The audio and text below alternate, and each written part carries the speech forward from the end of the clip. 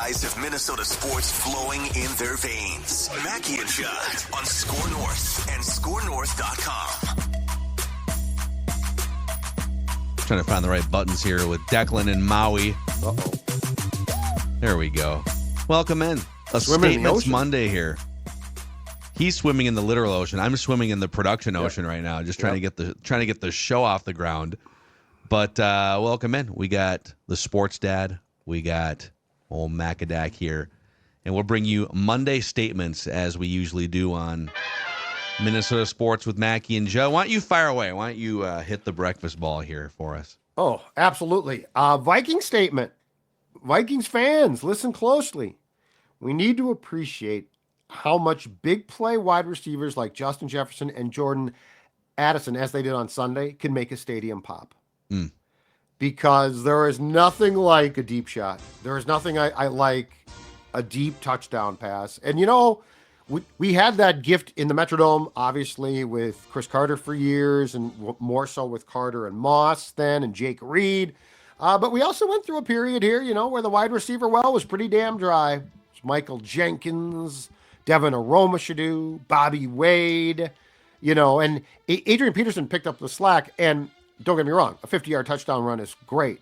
But just the ability that a deep shot, when it's caught for a touchdown, has to make a stadium pop. And the nice thing is, after what I think we all agree, including the Vikings from their comments, thought was a pretty doggone sedate U.S. Bank Stadium a week ago against the Cardinals, that building brought the juice on Sunday, which is incredibly important.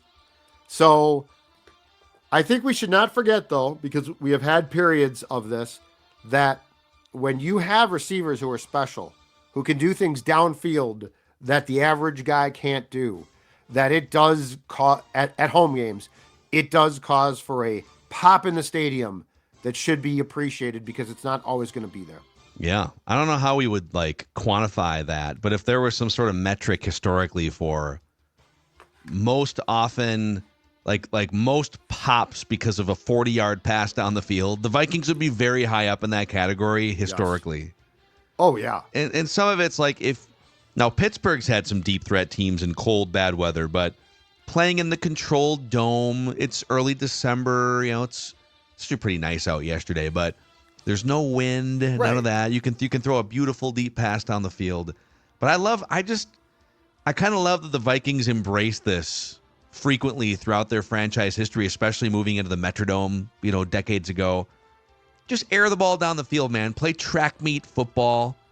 Get speedy receivers on the edge. Jordan Addison, Justin Jefferson's already on the Mount Rushmore of all-time Vikings receivers. It's some combination of Moss, Carter, Jefferson, and then we've debated who the fourth person should be. But Jordan Addison is storming his way into top 10 all-time. If he plays like this and then does it again next year, he's barging his way into a discussion about really good Vikings receivers historically. Yeah, well, and let's talk about this. Vikings receiver combinations. Yeah. Moss Carter is one. Carter Reed was to be in damn good, but at that point in time, I think we're getting to a point where if this continues for a couple more years, the Jefferson-Addison combination, do they start to infringe upon the Carter Reed? It's going to take, Moss and Carter are special. And so Reed went for 1,000 yards 4 straight years before Moss got here, so it will take a little time. Yep, but that's that one. But I think that's the next discussion eventually. Thielen Diggs, you could argue that. Yeah, that's another good one. It's approaching that territory. In my days, I will say this. I guess when I say that we should appreciate this, in my days, way back when I was the lead beat writer for the Star Tribune on the Vikings, or before that when Kevin Seifert was, and I backed him up, that was sort of a dark period, man. So I start in 2005, right? Really dark. And Troy Williamson? Are you kidding me? Yeah. I think my best receiver I covered at the Strip was Sidney Rice, right? And that was because of Brett. He had one good year. Sidney Rice had one good year, enough to enough to get him to buy into the wine industry in Washington, and now he's and he got a contract from the Seahawks. But I just go back to that, and the Vikings were trying to find receivers, and they basically couldn't. And so, like, now I watch these two magicians, the art, the hands, the speed, and I say, I've seen it a lot as a Vikings fan and a person who's watched this team since '78, but also we shouldn't just assume that this is always going to be the case. Yeah. Yep, it is a storied. We should do an exercise maybe in the offseason when we have some more time, like in June. Do the Vikings have the best history of wide receivers in the entire in all of NFL history? I think they probably do. We could maybe expand that episode. The Steelers are a great one too, though, because Lynn going Swan, back to Allworth, John Stallworth, yeah. So that's a great exercise. The Vikings are competitive for sure. Yeah. So okay, I think this is going to be my last Kirk Cousins take. I don't know that unless they play each other in the playoffs, I don't know that there's really any further reason to belabor anything that's been talked about. But with the decisive victory, Sam Darnold having a career day on a day where Kirk was just being exposed for all sorts of things, age, just inability to blend into a system right. This same thing happened. Like, well, the system is tough for him. He'd rather be doing this. He's kind of fighting the system. The same thing happened the first year with the Vikings, where it has to be a very particular way. But my statement is the Falcons are finding out, and their fans and the media, what we found out and what Washington fans found out as that process played out, that Kirk Cousins is the music man of the National Football League. I mentioned this briefly on Ventline yesterday, but if you're not into musicals, which I know Declan despises musicals, but the Music Man is a world-renowned Broadway musical, right? And it's the story of a man, a salesman, a musical instrument salesman who comes into a town, not to spoil everything for you. Spoiler and he alert. gets everyone all excited about the possibilities. He is going to start a band in this city, and he's going to sell you all the instruments. He's sell you a bill of goods, but you're not going to know how to play the instrument. You're not going to know when are we performing? What are we doing, right? He promises all these things, and then he leaves town on a train with a briefcase full of everyone's cash. And that's what Kirk Cousins is. And yesterday was the culmination of everything we've been arguing about among Vikings fans. Washington fans had the same arguments 7 years ago. And the difference is Falcons fans are finding it out really quickly, and they're probably just going to move into the Michael Penix era at some point. But he's going to leave town again. You're going to have won nothing of substance. You're going to have not come anywhere near accomplishing the Super Bowl things that you were talking about. And you're going to move on to your next era. Same thing happening in Atlanta, just expedited. He is the human football version of a money pit house, because you still got to pay it. Yep. If we could just do this with this room, that room, this room, that room. Yeah. Well, it turns out it was the framework of the house that was actually the problem.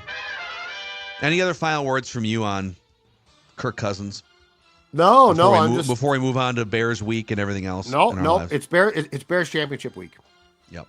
It's Bears championship week. We need to go 1-0. It's a division game. Very, very important. Yep. Very, very important. There's only 4 games left. Well, 4 regular season games. Well, but that's what I'm saying. But there's only 4 regular season games left. Could be 8 games left, actually. I might not. You might disagree with this. It feels to me like the season's flown by. It has kind of flown by. 11-2, it's way more fun. But yeah, it feels like go ask a Bears fan if they feel like the season has flown by. Well, yeah, it looks like they did not get the usual, hey, interim coach guy, we're gonna go out there and. Well, they already got that. They elevated him to offensive coordinator and played better offensively, and they touche. Now they're just, the problem for them now is now they're just short staffed.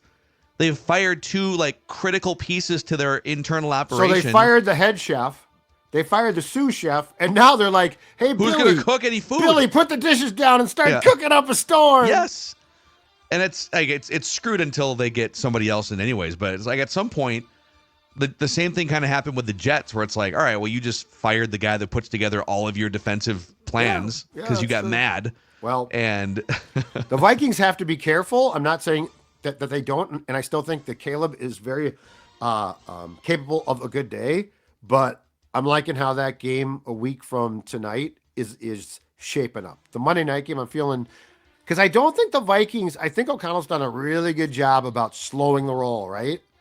Like, it doesn't feel like they're looking to that Detroit game at the end of the season. So I just like the Vikings' chances because, you're right. The Bears just got no one left in the kitchen. Yep, correct. Anywho, all right. My next statement, actually, I'm going to go to college football and tell you that the 12-team college football playoff is better than I thought it was going to be. And I thought it was going to be fun.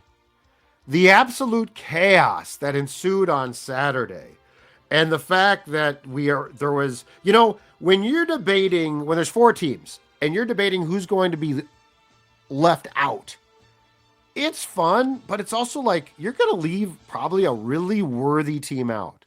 But when it's 12 teams, it's like, first of all, I don't care as much. And second of all, this is going to be fun because you're going to have more teams. Like if you're like, we should have been the 4th team, that's a very small group, right? It's probably one team that's going to get screwed or feel like it was screwed. But on 12 teams, you can have multiple teams being like, look at our schedule. Army feels like they got exactly. screwed. This is better than I thought, man. This is better than I thought. And I saw complaints on Saturday about, but this doesn't make the conference championship weekend games as meaningful. Screw off. First of all, it's still fun. Second of all, this is far superior. Like if you were to tell me, hey, okay, you can have conference championship Saturday be really, really meaningful, or you can have a 12-team playoff. I'm not going with, don't give me the 12-team playoff then, right? Because we get like a bunch more games that are meaningful, but also the way the committee handled this, the conference championship games are meaningful. Sure they are. Because Clemson winds up coming from basically out of nowhere and then winning the conference championship and getting in. Yeah. By the way, the big decision was SMU or Alabama. Yes. And you could argue that if those two teams played each other heads up right now, would. Alabama would be a favorite, and granted. But if they were to have left SMU out, are they then opening up a door saying you're better off? Like SMU was in until they played the extra game. Yep. If they lose the extra game, do we have to punish them for getting that far? Like I'm glad they handled it this way. And if you're Alabama, you know what? You'll be back probably like 8 of the next 9 years. You'll be fine. But as a college football fan, this is more fun. Like that decision, in my opinion, unless you were a fan of SMU or Bama, you couldn't lose.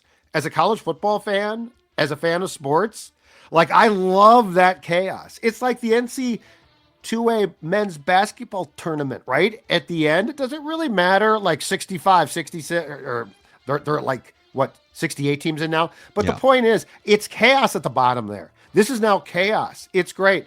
Did you see the tweeted photo, though, of the committee watching games on Saturday? Yes. There was only one large screen TV and a bunch of small TVs. What are we doing? Can we not get them a room? Can we not get a wall full of big screens? Also, none of them had food or alcohol. You can't. I know that you don't want to be like hammered when you're trying to make these decisions. Drinking like a Diet Coke. You look like Royce. But you get now, the only thing I would really change is so the first round games here I think I know where you're going are all home site games. Yeah, I would make the second round games also home site games. I want to see the home field fanfare environments. Can I give you my one gripe? Because I actually think that this is fantastic. And plus it diminishes bowls more, which is great too, because of these bowls, who cares? Yeah. But here's my one gripe. We do not need to give every conference champion a bye. Yeah, that's fair. Like Boise State. Boise State and Arizona State are lucky to be in here. And they deserve, I mean, they got through, so they deserve it. But in a normal world, they don't get in. Why are they and I know why, but I guess my practical application is, do they really deserve first round buys? So that's an easy tweak, right? You're automatically, if you win your conference tournament or your championship game, you're in, but you're only in as like part of the seeding of 12 teams. We're still going to seed. So if it was reseeded and the 4 top seeded teams were the bye teams. Oregon would for sure be still, Georgia for sure still, and then I'd have to go look at the rest of the rankings. But I think Texas would be next on that list, and then maybe Penn State, I guess, would have been the other bye. Maybe Notre Dame. But think about this in the first round. It's these fun matchups that ordinarily would never happen, right? 100%. Like Notre Dame hosting Indiana in state. Which will be, 100%. Yes. It's super fun. Yes. Clemson going to Texas, 2 huge programs. Tennessee going to Ohio State, maybe cold weather in play. SMU, Penn State, whatever. But it's fun. And we get to watch meaningful football for the next month and a half. It's going to be awesome. My concern on the buys is this as well. It feels like you set up potential routes in the second round. Like I would prefer the route, like if a team is going to get boat raced, I'd prefer that's in the first round and they're out. Then they get a bye and then they get boat raced. Like I want those semifinals or quarterfinals. Yeah, I want those to be more fun. Yeah, this is going to be. So you're probably you're looking at Ohio State, maybe Tennessee, but then you're looking at probably Texas versus Arizona State as a huge favorite. And then Penn State, I know that they're ranked 6th in the seeding here, but we've seen them, man. The Gophers had them on the ropes. Yeah. So anything can happen. I can see Boise State making a run. Allaire, is it? Yeah. That dude is up and down. So this is going to be a fun month, though. All right. My next statement. I hope Juan Soto buys the Twins.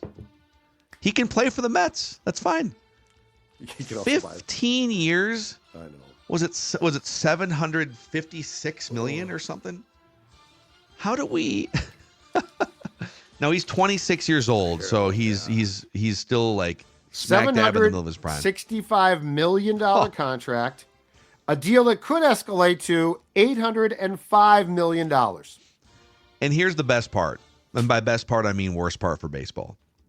This is a groundbreaking historical sports contract. And we could obviously debate whether baseball should have, why do you even allow 15-year contracts to take place? Why not have the max, like in the NBA, the most you can sign for is 5 years. And what that does is it keeps player movement exciting and hopping. And a prime player might hit that free agency 4 or 5 different times and be available and public interest every single July. Juan Soto will now never be on the market again because he's probably going to opt in. There's an opt-out after 5 years, but he'll be 31. He'll probably just take the, $500 million left on that contract. But from a just fan interest standpoint, this news dropped during Sunday Night Football on the day where college football was announcing its first 12-team playoff bracket. So if you're baseball, you have no control over when this news drops because you've created a wide open 5-month structure for free agency where you're just at the whim of when an agent and a team want to announce something. But if you're baseball and you were doing this the right way, wouldn't you want to hand select a week or 2 period, a dead zone from the NFL and college football? Yes. Where we can own this week, where this contract is going to be the talk of sports media and social media. And instead, it's buried behind all these football things that are happening. Bravo, baseball, for this fumbling this You bag. know what? I've always said that because of the acrimony, certainly between the Players Association, which isn't as strong as it used to be, but it's still strong, and the owners, that there will never be a salary cap, but there has to be one. And it's not I'm not trying to screw the players. I am not pro ownership, but all of the stuff that we talk about, right? Like controlling free agency periods, which you need to do. Everything that we have tried to craft, how could you do this? Could you set up a 2-week period? Comes into very crystallized view if you have a salary cap. Mm-hmm. And they'd probably need to lose a year again. But in this case, it would be worth it. Hockey did, and it's better for it. You know what now? The 13-year contracts, which were actually signed post the year that they lost, but there was another work stoppage involved. The Parisi and Suter contracts are now, you can't do, if you sign up your own player it's 8 years max. If you sign an outside free agent, it's 7 years max. Again, so it's not 15 years is stupid. But this also, Phil, it's created an environment where, how many teams are even really competitive in the bidding here, which is important. It was the Mets, it was the Dodgers, it was the Yankees, it was maybe the Red Sox, and maybe the Blue Jays. And that's it. Like, this is no fun. Mm-hmm. This is all about, my idea for a salary cap is about one thing, me. This isn't fun. If you I guess there's a million different ways you could attack this, and you'd have to have teams on board. I don't think you're ever going to get a full-on salary cap as long as the Yankees and the Dodgers and these top markets are making so much more money locally than the smaller markets. They're not going to want to share that revenue. So that's a really tough hill to climb unless you get those owners on board and saying, yeah, Yankee, Steinbrenner family, we will actively subsidize the Pirates, the Rays. But in the absence of that, you could put term limits on contracts. You could say 5 or 6 year maximum term. And that would actually bring more teams into the bidding. Because if you're a team like the Twins, when it came to Carlos Correa, when it was like 12 years, 15 years, these ridiculous, because didn't he initially agree to like a 12-year contract or something with the Mets and the Giants? I think it was 12, yeah. And the Twins are like, yeah, I mean, if that contract's a dud, there's no way we can live through that for 12 years.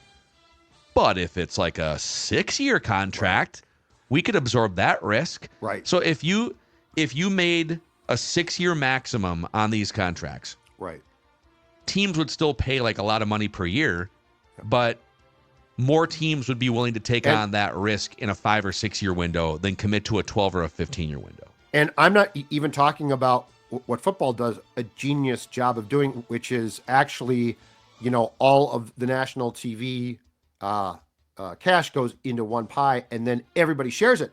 I'm just talking about a salary cap because then you've got a ceiling and a floor. So they already have some form of a revenue share.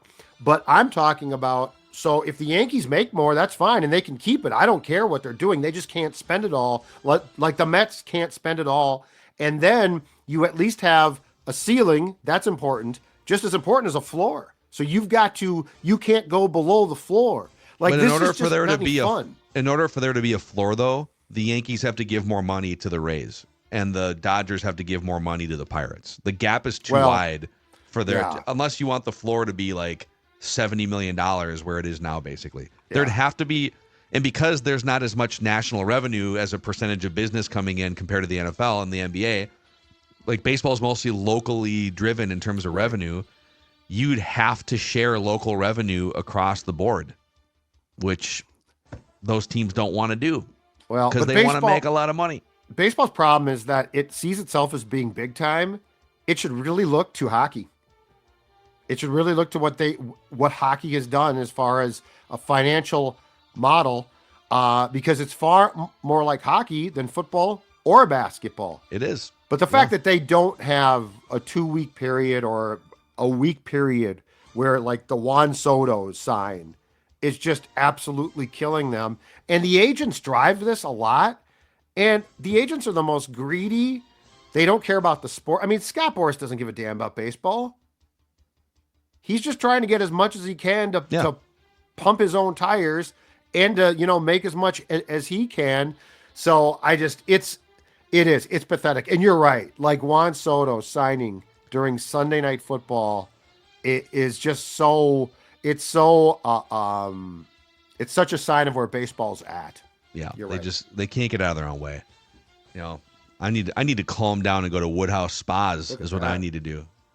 I wonder if the Twins even put a phone call in on Juan Soto, by the way. Didn't they even hey, just checking it? Nope. Okay, sounds good.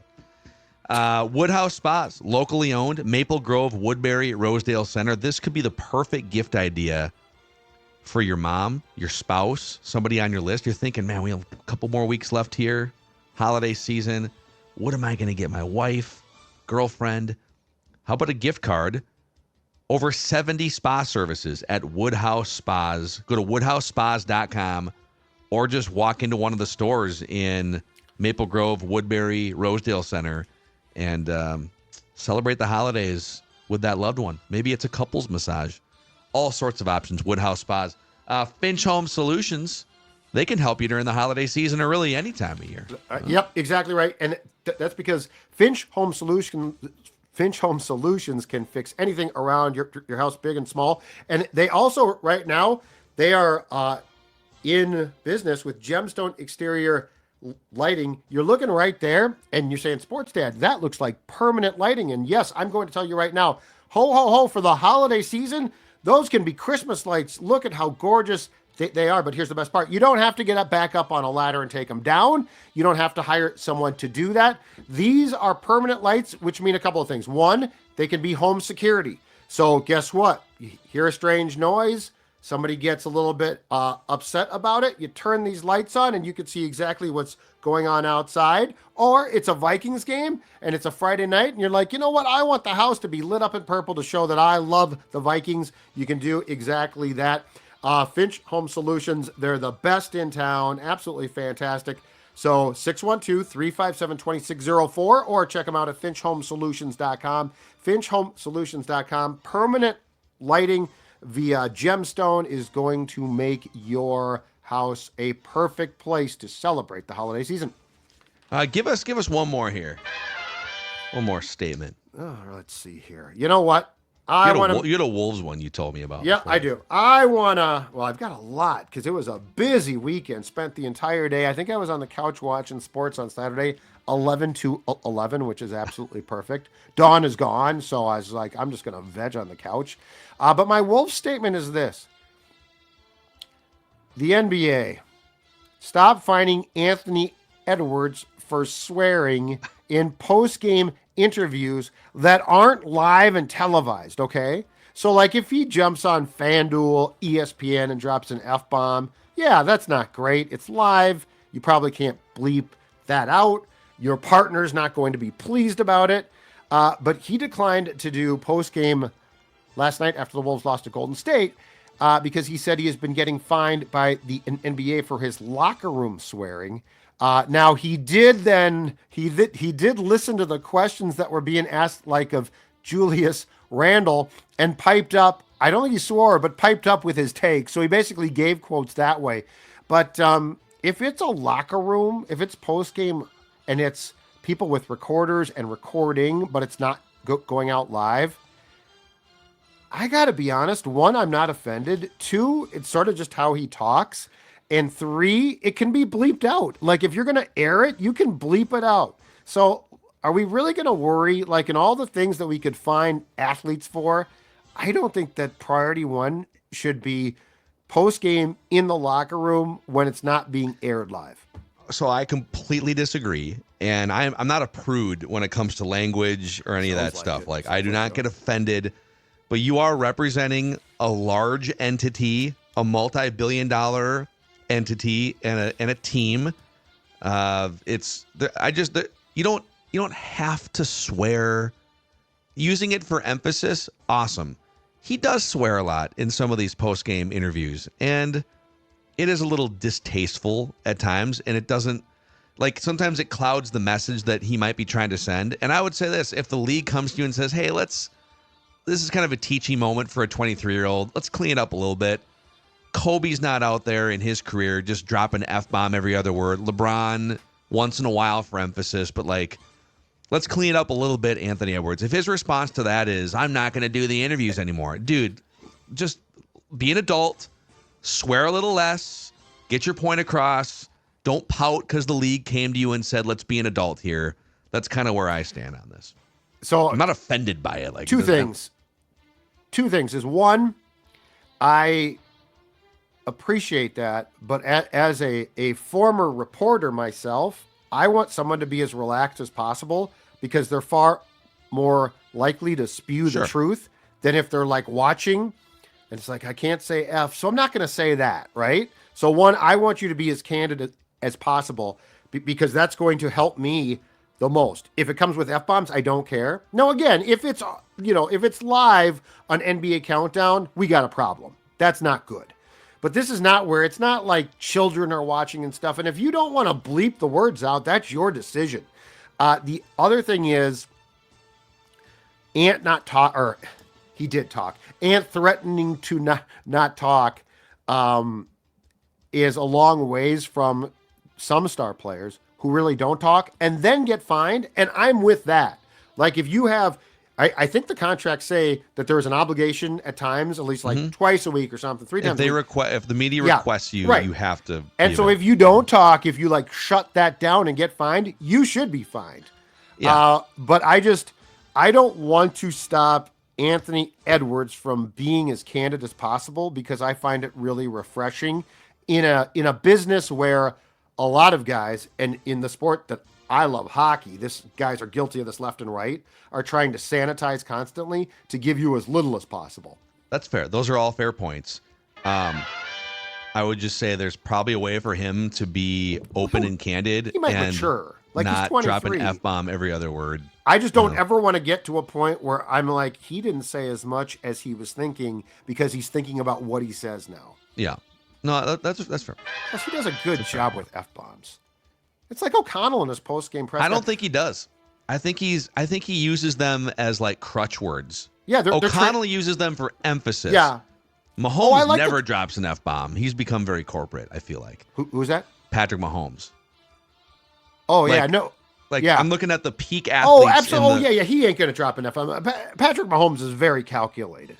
If you want to put it this way, if you want to be the face of the NBA, okay, you probably can't have the league coming to you and telling you swear too much in your post-game interviews. I should actually offer more context.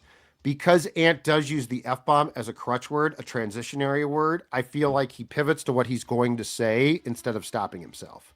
He could do that without using 20 F-bombs. I don't know that he can at this age, though. Like, I don't know. Like it's just stream of conscience. I want that. And yes, O'Connell is emphasis. I feel like he's trying to shift. I think someone talked to him because to what you talked about on Purple Daily today, there's 18 boom mics now and stuff. Oh, yeah. I feel like he's being... Looks like there might be some... I don't know if there's like Netflix doing coaches for their next... I got a tweet about that a question about that last. There's a lot... There just seemed to be a lot more like internal media in there. Quarterback fixer? Oh.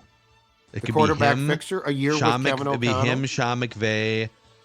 You probably put Andy Reid in there. It'd be quarterback whisperer. Oh, that would be fantastic. That's an interesting thought. But anyway, what I would like to say is this, Kevin, if you're watching, the F-bombs are great. Keep them coming. Don't be surprised. Don't be held down by corporate America. Oh, but my son might hear that. But my son might hear that word. Well, guess what? The kid's going to hear the F-bomb at school. Judd, you're just trying to drag America into the mud, and I'm here to try and raise the class level of America.